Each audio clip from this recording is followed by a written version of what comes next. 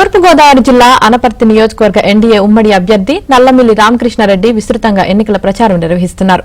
విద్య, వైద్య, వ్యవసాయ రంగాన్ని అభివృద్ధి చేస్తానంటున్న రామకృష్ణారెడ్డితో మా ప్రతినిధి రాజాబాబు ఫేస్ టు ఫేస్. ఎన్నికల ప్రచారం కూడా పూర్తి చేశారు. ఎన్నికల ప్రచారం కూడా పూర్తయింది. ఇప్పటికే ఆయనకు జనం బ్రహ్మరథం పడుతున్నారు. మనతో మాట్లాడేందుకు ఎన్డీఏ అభ్యర్థి నల్లమిల్లి రామకృష్ణారెడ్డి ఉన్నారు. ఆయనతో మాట్లాడుతాం. సార్ చెప్పండి, ఇప్పటికే మీరు దాదాపు అనపర్తి నియోజకవర్గం అంతా కూడా ఎన్నికల ప్రచారాన్ని పూర్తి చేశారు. ప్రధానంగా అనపర్తిలో ఉన్న సమస్యలు ఏంటి, ఏ విధమైన అభివృద్ధి చేయబోతున్నారు మీరు గెలిచిన తర్వాత? అనపర్తిలో అనేక ప్రధానమైన సమస్యలు ఉన్నాయి. ఈ 5 సంవత్సరాలు అనేక సమస్యలు అపరిష్కృతంగా ఉన్నాయి. ముఖ్యంగా ఈ 5 సంవత్సరాలు అభివృద్ధి శూన్యం. ఒక విధంగా ఇప్పుడు ప్రస్తుత ఎమ్మెల్యే అభివృద్ధిని వెనకంజలో వేయించారు. ఇవాళ రోడ్లు పడిన ప్యాచ్లు దుస్థితి చూస్తే వాటికి 2-3 లేయర్స్ వేసినా కూడా వాటిని సరిదిద్దలేని పరిస్థితి తీసుకొచ్చారు. 1 లక్ష రూపాయలు ఖర్చు అయ్యే రోడ్డుకి 4-5 లక్షలు ఖర్చు అయ్యే పరిస్థితి తీసుకొచ్చారు. దానివల్ల ప్రధానంగా రోడ్లపైన దృష్టి సారించాలి. ఇప్పుడు ప్రస్తుత ఎంపీ అభ్యర్థి రాష్ట్ర బీజేపీ అధ్యక్షురాలు పురంధరేశ్వరి గారు కూడా పరిగణలో తీసుకుని నిన్న దగ్గర నుంచి వివరాలన్నీ తీసుకుని కేంద్ర పెద్దలకు కూడా కేంద్ర ప్రభుత్వానికి కూడా నివేదించడం జరిగింది ఈ రోడ్డు కోసం. అందువల్ల ఆవిడ ఎంపీగా విజయం సాధించడం ఖాయం, నేను ఎమ్మెల్యేగా విజయం సాధించడం ఖాయం. మేమిద్దరం బీజేపీ పార్టీ నుంచి ఇవాళ అభ్యర్థులుగా బరిలో ఉన్నాం. 5 సంవత్సరాలు వీళ్ళు కబుర్లు చెప్పడం తప్పించి ఏ విధంగానూ దానికి సానుకూలంగా స్పందించకపోవడం, కృషి చేయకపోవడం వల్ల ఇవాళ జన్మభూమి హాల్ట్ లేని పరిస్థితి వచ్చింది. ఈ 5 సంవత్సరాల్లో కూడా సోషల్ మీడియాకే పరిమితం అయింది. జన్మభూమి హాల్ట్ వచ్చే వారం వస్తుంది.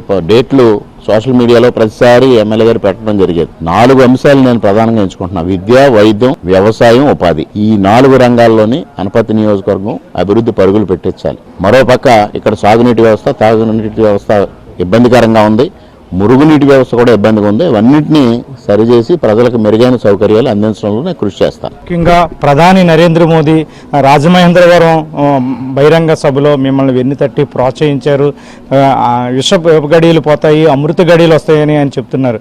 ఎలా అనిపిస్తుంది ప్రధాని మోదీ మిమ్మల్ని స్వయంగా ప్రోత్సహించిన తర్వాత? ఎలా ఉంది మీకు? ఇవాళ సాక్షాత్తు ప్రధానమంత్రి గారు వెన్నుతట్టి ప్రోత్సహించే దిశగా ఉండడం అనేది మరి మా కార్యకర్తల కృషి, ప్రజల ఆశీస్సులు, భగవంతుని ఆశీస్సులు అని నేను భావిస్తా ఉన్నాను. ఆ సందర్భంలో మైనారిటీల సమస్యలపైన కానీ, మైనారిటీలకు వచ్చిన ఇబ్బందులను పరిష్కారం చేయడంలో కానీ మా కుటుంబం ఏ విధంగా కృషి చేశాం అనేది వాళ్ళు ప్రధాన ఎజెండాగా తీసుకోవడం జరిగింది.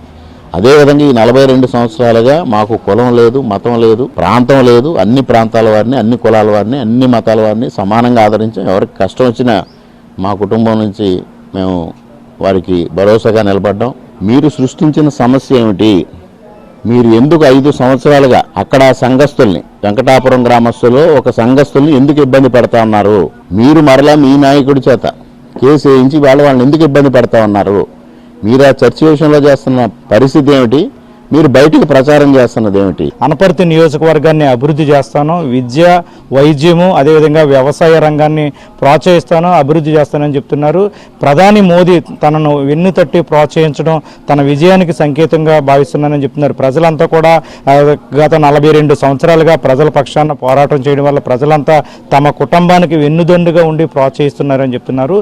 ఇది అనపర్తి నియోజకవర్గ ఎన్డీఏ ఉమ్మడి అభ్యర్థి నల్లమిల్లి రామకృష్ణారెడ్డి అభిప్రాయం. వీడియో జర్నలిస్ట్ సతీష్తో రాజుబాబు, ఏబిఎన్ ఆంధ్రజ్యోతి, రామవరం నుంచి.